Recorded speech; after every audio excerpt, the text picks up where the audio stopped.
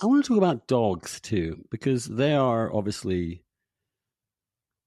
for many people, and I will admit myself that that even though I was a kid, I was very much out in nature. I loved birds and animals and all that stuff. So I didn't start from some sort of anti-animal place. I was sort of ambivalent about them. We had a dog growing up, et cetera, et cetera. But inevitably, when one has an animal in one's own possession and you see them with them all the time, it's impossible not to begin to see different emotions, different moods, intelligence, affection, all these things that humans display are being displayed in different and obviously very less, sometimes less sophisticated, sometimes more sophisticated ways than us. And you might expect that owning a pet would also be a very big impetus towards supporting and the provisions trying to prevent animal cruelty. Was that the case?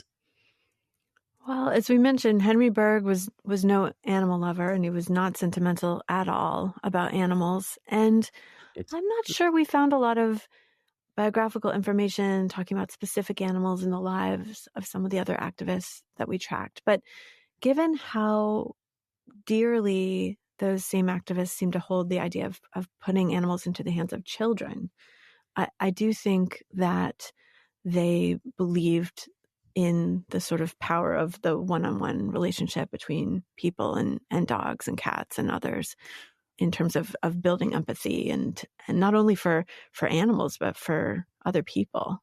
I mean, I also think this is something that happens to some degree during the time period that we write about. You know, so our book essentially covers from 1866 to 1896.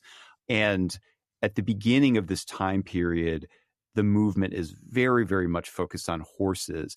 And when it comes to dogs, you know, the biggest source of activism is really around strays and around how they were kept in shelters. You know, one of the most sort of barbaric things that happened at the beginning of our time period is the way that they would, you know, kill the dogs at the pounds were just totally brutal. You know, some of them would do it with drowning. Some of them would do it with, you know, beating, basically. I mean, just completely despicable. And so, you know, for example, in Philadelphia, the other sort of big society of the era, Carolyn Earl White, who's another one of the big figures in our book, she and the sort of women of that organization create the nation's first humane animal shelter in 1871. And one of the things they become obsessed with is, well, how do you euthanize the strays in a way that's more civil or humane? But then over the course of our time period, really when you start to get to the 1880s, you really start to see the rise of, you know, what we would call pampered pet keeping. You know, what's kind of familiar to all of us.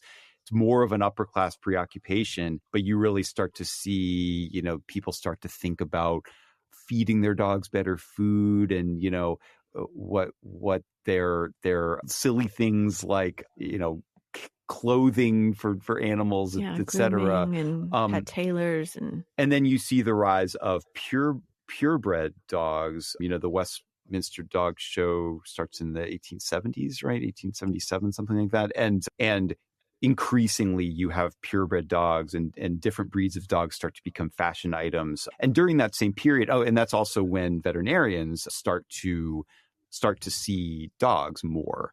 I mean, it happens sort of slowly during this whole period. And by the end, I guess what I'm saying is by the end of our time period, it feels more as though dogs, not so much cats yet, but dogs are more a bigger part of the conversation around animal welfare, certainly than they were in the beginning of our time period.